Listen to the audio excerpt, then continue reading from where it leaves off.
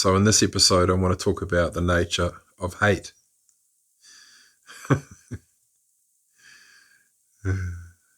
Hatred. It's such a misunderstood emotion. So many people are afraid of the hate they have within themselves. And, I used to be one of those people. Because, just underneath hate, you can feel there's a desire for some form of vengeance, or at the very least, resentment.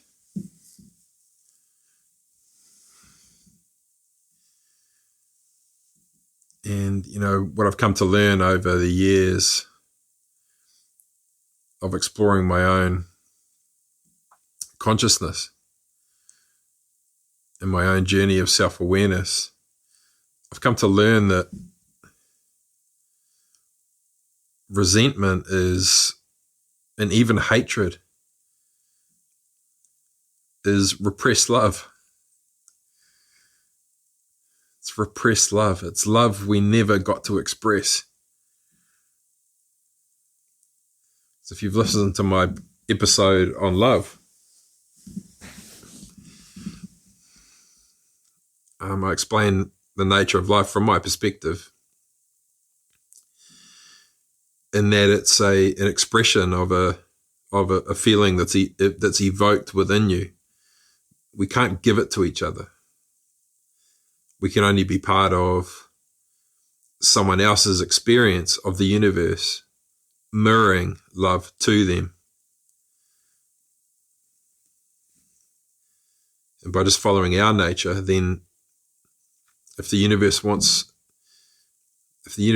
to reflect someone experiencing love to them, then if you follow your own nature, you can be a part of that. You allow your own nature to arise, you express that. But again, that's when you express it, it's a feeling within you that arises. You're not giving anything to anyone. You're just expressing yourself, your nature.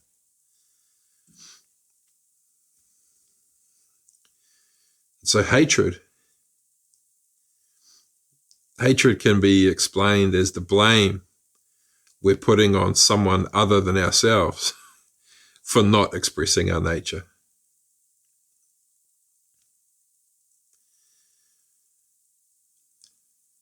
So it's very easy to, blame a terrorist or, blame someone else for being the source of our pain.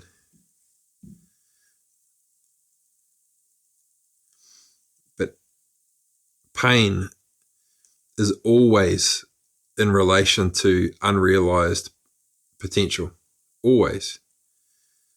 That potential being for love to be expressed in all of its flavors. One of the metaphors I used was, seeing a rabbit out on the grass and then pointing to it, and there's a child in the room. You say, look at the rabbit. And you share that moment together, and that's love. You didn't give anything to each other. You both saw the rabbit, pointed at it at the same time, and you shared a moment. You shared a moment.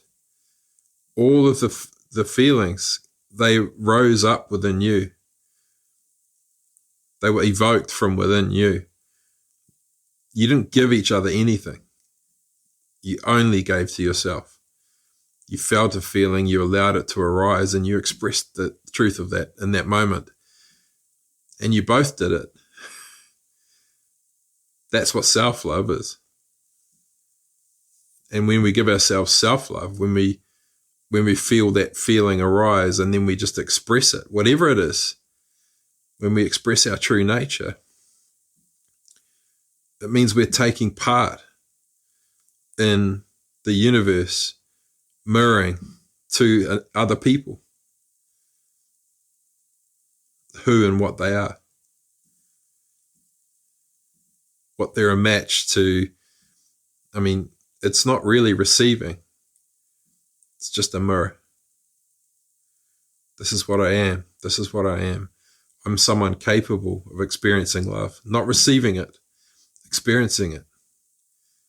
And so it doesn't matter whether this person evokes it in me, or this person evokes it in me, or this rabbit evokes it in me, or this painting evokes it in me, or my teacher, or this new pair of jeans I bought, or playing tennis. I know that I'm a match to love. And so I experience it everywhere I go.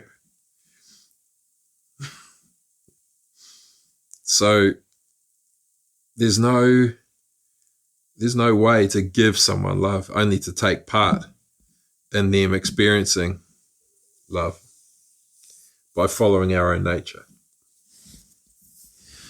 So the flip side of that is withholding it, withholding our nature. We feel a feeling arise and we withhold it, or we basically choke it to death using our mind.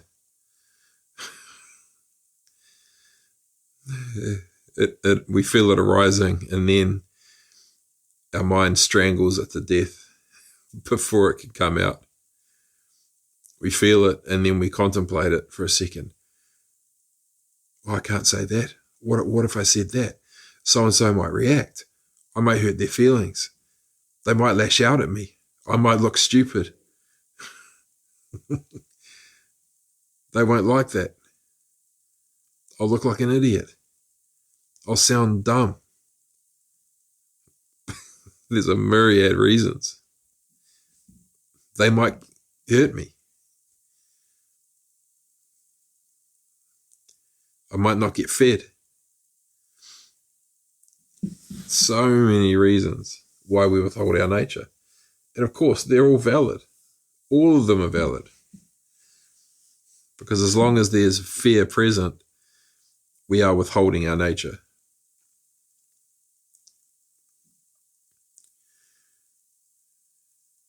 So you can see how, fear is, it's the reason why we hate. Because we're projecting the perceived cause of why we're withholding our nature onto someone else. The banking system, corporations, my boss at work. But the truth is, and we can use the boss at work scenario to explore this because it's a really good metaphor. You go to work, you do your job, and your boss is always on your case. It's never good enough. You're doing a fantastic job. All your results are brilliant. You get a great performance review every time. And yet your boss is always riding you. Or seemingly getting triggered by you. Potentially even bullying you. Passive aggression. Oh God, that's the worst. Passive aggression. Just, if you're going to be angry, at least have the guts to, share it. Anyway, that was a passive aggressive statement I just said. So, why? Why is that? Why is that? Why am I being bullied in the workplace? I do a great job. It's all good. I don't bother anyone. I get to work on time. Why am I getting bullied? And it's so simple. It's because you're withholding your nature in the workplace. You're bullying yourself into fitting into a culture or to doing a job that you don't want to be doing. Your nature's trying to arise and you're bullying yourself. Your mind's kicking in, strangling out your nature and saying, I need to act this way because to please the bosses. I need to act that way to please my team. I need to act that way so that the lady in procurement is nice to me. I need to act that way so that the lady in accounts doesn't get angry at me. I need to act this way so the storeman doesn't yell at me. Just withholding your nature, analyzing your behavior before you actually behave. And you're in an environment where people are actually encouraging you to think before you speak. Like, think about what that actually is inferring. Think before you speak. That just, it shows you the culture of how lacking in self-trust we are, that we don't trust ourselves enough, that when we get the urge to express ourselves, we don't trust that we're going to be safe in the environment that we're in if we express our truth. So you can see how, what the culture's like. It's almost insidious.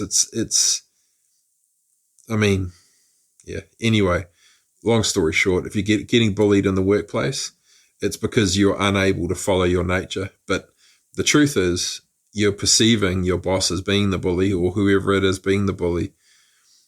But it's just mirroring to you how much you're bullying yourself into being some other way than your true nature. So the solution, figure out a way to allow your true nature and express it in the workplace, and be prepared to suffer the consequences. And if there are consequences and your truth means that there's an incompatibility between you and the workplace, then find harmony. Next time you go for a job, focus on culture rather than, the package.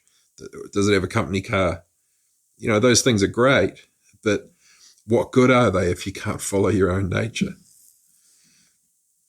What good are they if you have to bully yourself into being a specific way to please the people around you?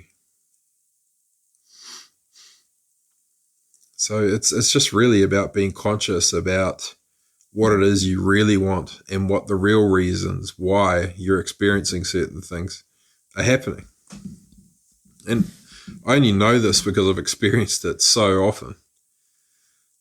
Because by nature, I'm aberrant. I'm atypical.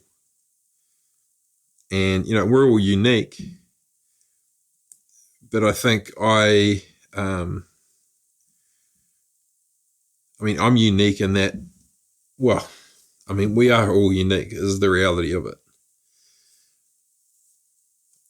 But some people, it's a real feature, and it's a feature for me. My perspective is unusual. It's not usual.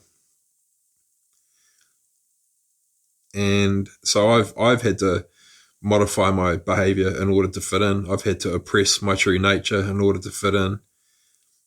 And the reality is I just do not fit in to a corporate culture at all. And I almost always have some kind of boss that's, that bullies me for seemingly no reason to me. I feel like I'm doing a good job, doing really well. Everything's going in the right direction. And people around me are commending me on the job that I'm doing. Team's thriving, they're enjoying it, but I'm getting bullied. And it wasn't until I left the corporate world that I actually realized what the hell was going on. But again, to bring it back to this point about hatred, it's kind of related to the bully, really, because you're blaming someone else. But the truth is, it's you're the one making the choice to withhold your nature, to withhold your true self. because of the perceived consequences, which are probably valid. Nonetheless, you're the bully. Because when we withhold our nature, that is the greatest form of oppression that exists. And imagine what the world would be like if people knew about the nature of the universe and that it's a mirror. You know, you could look at the psyche of a country like North Korea, and you know, you'd be able to dismantle it and say, well, we've got an extremely bullying and oppressive force, and that's the cause of our issues. That's the reason why we're so oppressed. And yeah, of course, it is. But do people in North Korea follow their own nature? Not at all. They get told what to do, how to do it, when to do it. I mean, you know, the tough reality, and it's I mean, of course it's easy for me to say this. I'm not in that scenario. But what would happen? I mean, you still have a choice whether or not to follow your nature. And that's, you know, you may have heard people say that no one can truly oppress you. You're always free. You're always free. You know, even if you're imprisoned, or even if you're bullied, or even if you're, you know, persecuted, all the rest of it. You know, there are people that say, and I never understood this. I don't know if they did either, but it's true. Because you can still, in every moment, choose to express your nature. No one can actually force you to oppress your own nature. It's not possible. And if you were able to, in a moment, next time you're feeling bullied or persecuted or picked on or anything like that, see if you can be poised enough or composed enough to just notice the fear. Try and detect it within your body. See if you can figure out where that fear is. Then just hone in on it, and then just intend to sink underneath it by about, just 5 centimeters. Just you find it, you hone in on it, and then you just intend to sink underneath it by 5 centimeters.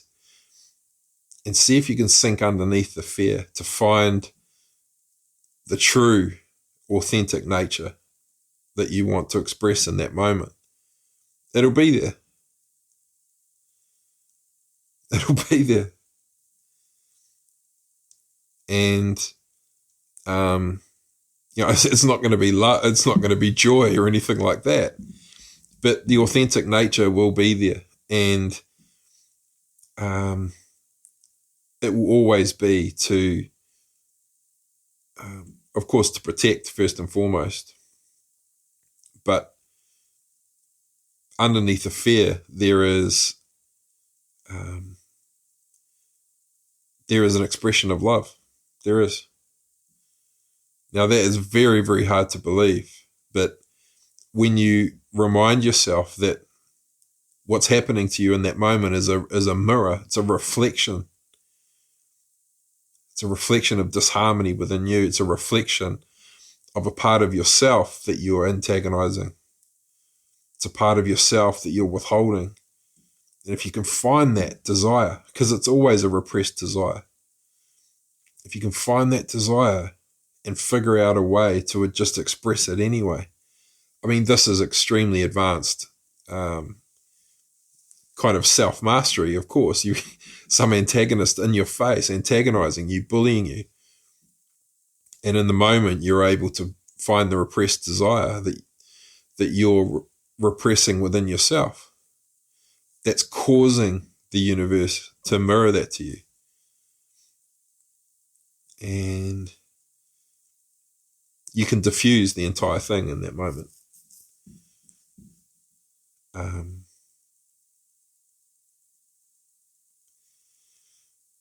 And over time, you'll start to realize, once you become, it is a skill. Of course it's a skill.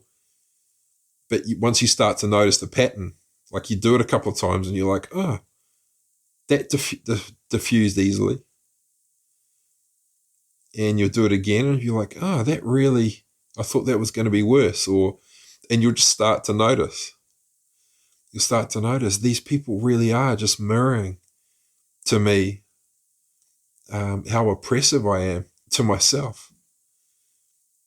And once you realize that, and once you know it because you've experienced the truth of it, the world becomes much, much less antagonistic. Much less antagonistic. So the nature of hate is the same thing. We mainly hate people. Well, the people we hate are people who we perceive as prevented us from being able to express our true nature somehow, which is love.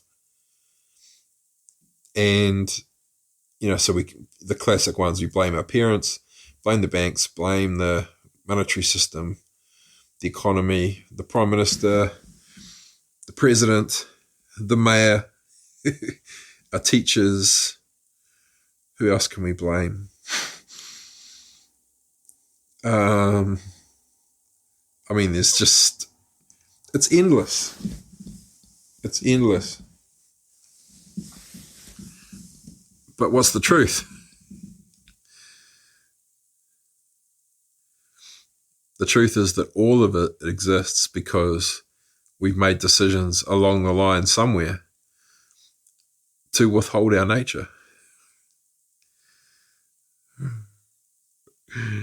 And it's like in the podcast I did about people who are marginalized and the global issue that's going on at the moment, where they're talking about passing laws forcing people to address certain people by certain pronouns, and that's just, that is a classic example of trying to, it's a mirror to us, showing us how much we're trying to repress our nature just so we don't trigger people. Because if you're a marginalized person, there's so much shame attached to your privilege, and so you're treading on eggshells, withholding your nature just so you don't trigger someone. And we've become so PC about it now, and we've got so much fear about it. We don't want to trigger someone. Oh my goodness, is that a man? Is that a woman? Is it a they? Is she a they? Is he a... it is so hard. It's so hard to navigate. And all this fear is breeding within the consciousness of human beings. It manifests as a law that's trying to oppress us into doing it a specific way. But underlying that law is a fear just sitting within the consciousness of the collective of human beings. It's just this fear. It's just mirroring it to us so perfectly. And, there's so many laws that just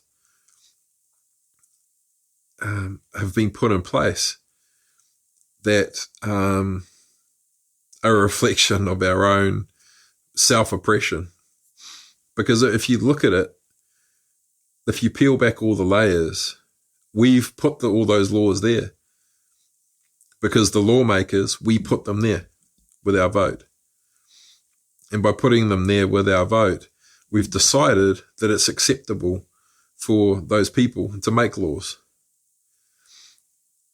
And so they're all just choices we've made to oppress ourselves, you see. So nothing really exists that's not a mirror of our own self-oppression. You know, the economy being the way it is, all of it comes back to decisions we've made to empower people to be able to pass laws that are oppressive in nature, that feel oppressive. But they're all choices, all choices. And those, the same people that we put in those positions are the same ones that allow certain things to go on that we also hate. So it all comes back to us. All the responsibility comes back to us. But the truth is, it's self-oppression. And I would say, from my perspective, I would say a lot of the reason why we actually like to blame others. We like to blame the government. We like to blame one person, like a president or a prime minister, for why the world's so screwed up. I mean, that is, when you really begin to understand the nature of nature, and you look at that and you look at one human being in an office, and then you look at, billions of other human beings behaving in the world, following their nature. And we think that putting a law in place is going to modify, is going to make people to stop wanting to behave in that way. Because their nature is still going to arise, whether there's a law or not. If someone has the desire to hurt someone, or if someone has the desire to steal something, then putting the law in place doesn't stop the desire from rising up. So the person still wants to do the stealing, but they're perhaps, the perceived consequences are causing them to repress their nature. It's causing them to oppress their authentic desire.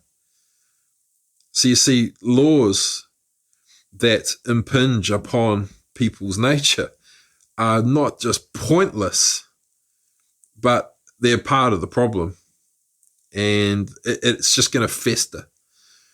The more that we create ways for people to withhold their own nature, the more it breeds resentment. The more resentment, the more anger. And that anger, if it's not expressed, that will turn into some form of vengeance that will be enacted upon. It's just the nature of it. It's the nature of it, because remember, at the core of this is unrealized, unexpressed love, which means unrealized potential. And that just builds and builds and builds. It has to be expressed. It has to be expressed. Ideally, through identifying, as I was talking about before, sinking beneath the fear or the anger or whatever it may be, to find the repressed desire and allow that to rise and be expressed, and job done. Job done. But as I said, there's a million reasons why we don't allow ourselves to do that, and they're valid. But it is what it is. I still struggle with this all the time, but the truth of it is extremely powerful. And so I also wanted to talk about, it's probably a topic for another audio, but No, I'll do it now because it is related. Now, if you feel angry and you just allow yourself to just swim around in that anger, you allow it to permeate you, you stay with it, you allow it, you invite it in, and then you start trying to, you kind of intend to feel the nature of it. You feel it. And if you're like me, and, I know lots of people say, oh, I can't do that, but everyone has this ability. It's just a matter of trusting it. And working with it enough so that you prevent your mind from tampering with what's actually arising. So for me, what happens is I start to see a texture, and then I see a color of the anger. And so right now I'm seeing it's almost like it's black, but it's like licorice. It's kind of greenish. And so that's what I'm seeing. And it's kind of the consistency of wet sand. And so it's got a texture, and it's kind of, coagulated.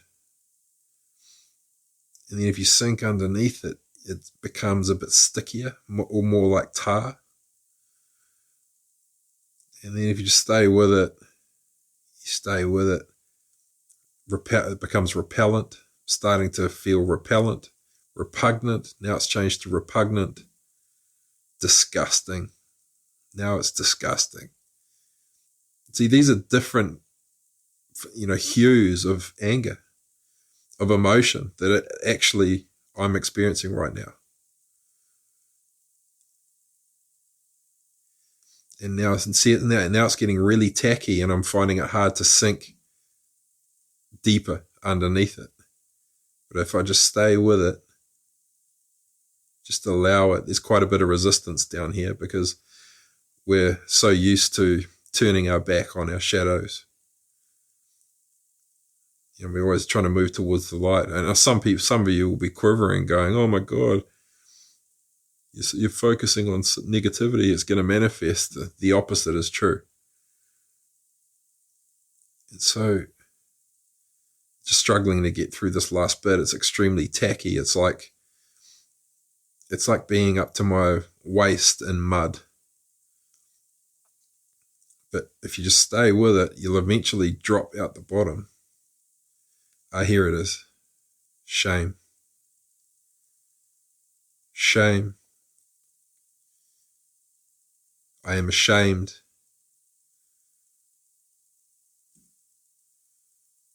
I am ashamed.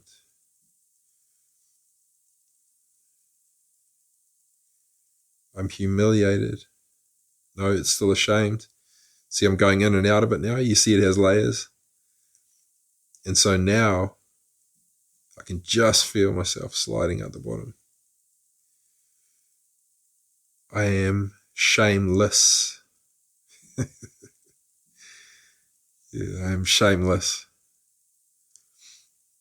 So what I've done here is I've found the light within the shadow. And so you'll hear me talking on a lot of these audios saying,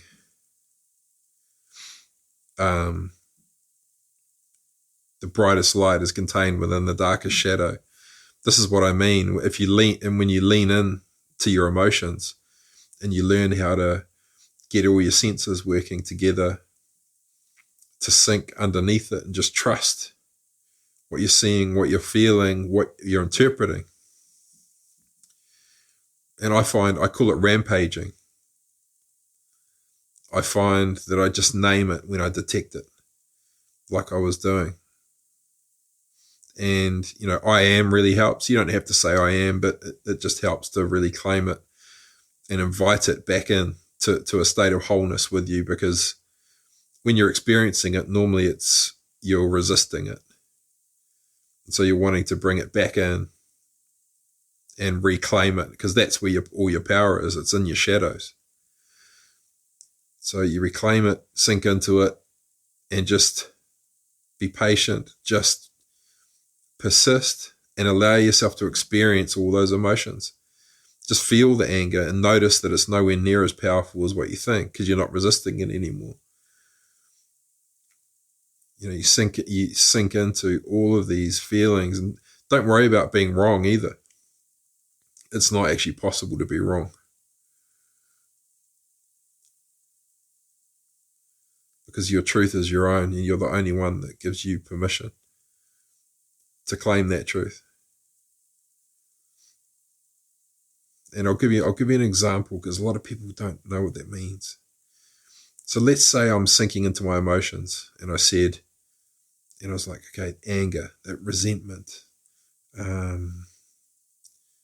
shame, guilt. And then I said, custard.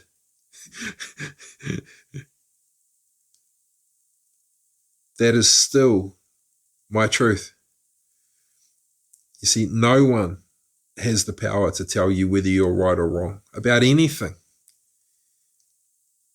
If you say custard, you claim the truth of that in that moment and then move on to the next moment. Custard, potatoes. It won't be any of those things, but you see what I mean. Your truth is yours. There is no right or wrong. There is just your experience. And my experience is, so we'll go back to where I came out the bottom. Shameless. Now, some of you might say, well, it's not it's not anything to write home about that you're shameless. There's that TV program called Shameless, and it's meant as a derogatory term, I'm pretty sure. And but shameless is the light aspect of some of the darkest shadows, like repugnance and disgusting. I am disgusting. I am repugnant. I am repulsive. I'm repulsive. I am abhorrent. I'm just feeling these now. And then I'm ashamed. See, it's right at the bottom, ashamed. And then it sinks out the bottom into shameless. And then everything expands. It's just a beautiful feeling. And so I'll explain it now. I'm just basking in it. So shameless is a state where you are devoid of shame. So it's pretty obvious, I suppose. But what does that mean to be? It's just washing over me now. Being devoid of shame means that you are not repressing any of your desires. And so you can see it was definitely worthwhile me sharing this in this particular audio, because in a state of having no shame, you are not withholding any of your nature, because the purpose of shame is to hide a truth of ourselves, of our nature. And so when we, let's say in the workplace, to use that example we were using, the reason we withhold our nature, we might feel a feeling arise. We might want to just allow ourselves to express that nature, which is self-love. And then we choose to withhold it. So we oppress it. We choose to withhold it. Shame is what hides it. So we push it down and our shame hides it. And so in that moment, we're actually feeling a sense of shame for wanting to express ourselves in a way that would seem abnormal, you see. So we're judging ourselves as abnormal. We're judging ourselves as wrong. We're saying to ourselves that if I express the truth of who I am, I could be in danger. Something might happen. And so it turns into a bird's nest, because you're developing a meaning, and meaning is all that matters. You're developing a hidden meaning or a backstory that's saying to the universe, I cannot be trusted. My nature cannot be trusted. And it begins to start protecting you from yourself. So this is a really, really, it just creates so much discord and disharmony. And, it's like whenever I, consider this topic in particular about shameless, I always think about, the Garden of Eden, Adam and Eve, and, they're frolicking around, totally naked, totally bare. They're totally shameless. And their true nature is just on display. It's perfect, having the time of their lives. And what's the first thing that happens when they eat the forbidden fruit? Is they get ashamed and they cover up.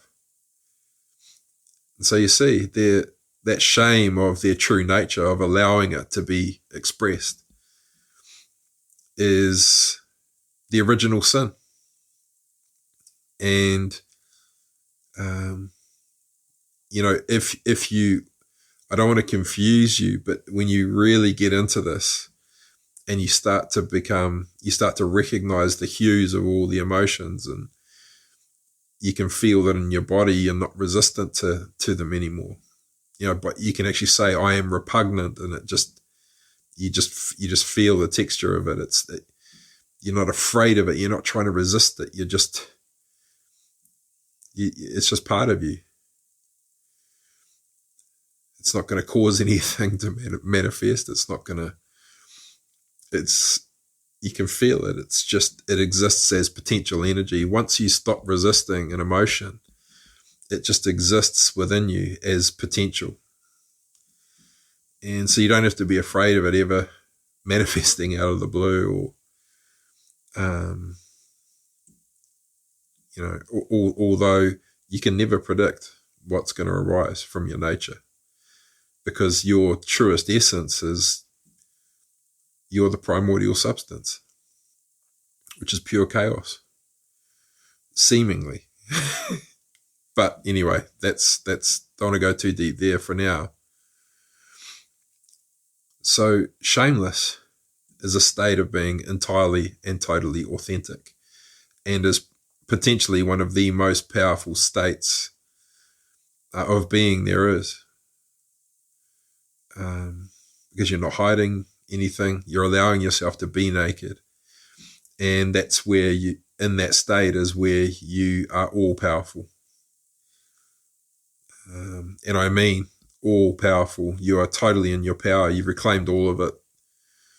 And there's no, because actually this is the last thing I'll finish on, because if you're resisting certain emotions, like shadow emotions, like repulsiveness, disgusting, what are some of the worst ones? Like I've done abomination. I'm an abomination. I'm a freak of nature. The thing that led me to that one was my views and my perspectives. I've felt so different because of all the stuff that I believe. And I've honed in on an emotion to such a precise point where I can feel that the emotion or the I am of it is that I am a freak of nature. And for those of you that can relate to this, when you sink into this one, you discover that the meaning of a freak of nature is for something to arise from nature that was unexpected. How beautiful is that? That is love itself.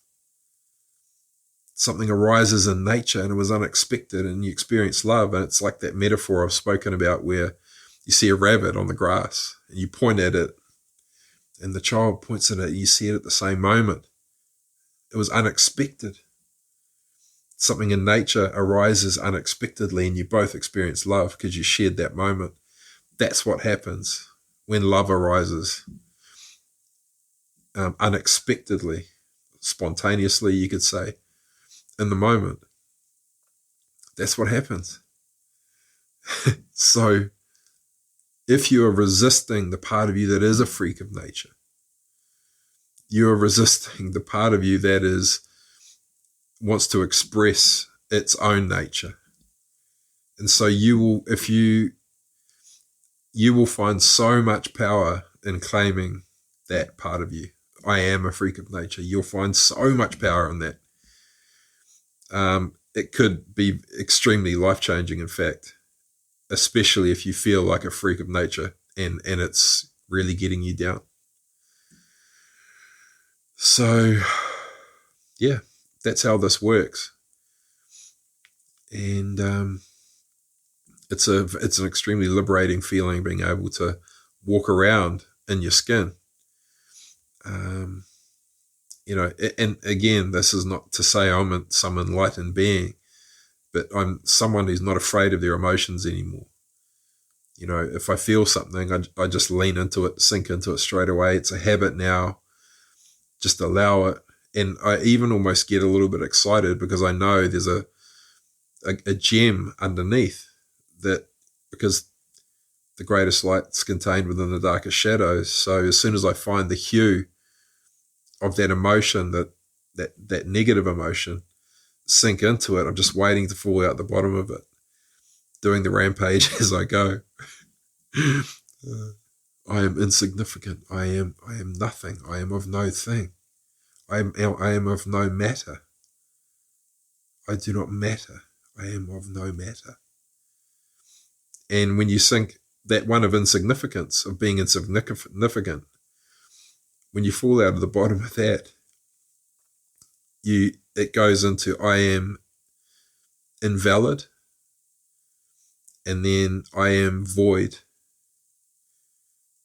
and then you become the void in your pure space, and you realize that you exist as pure potential to become anyone or anything.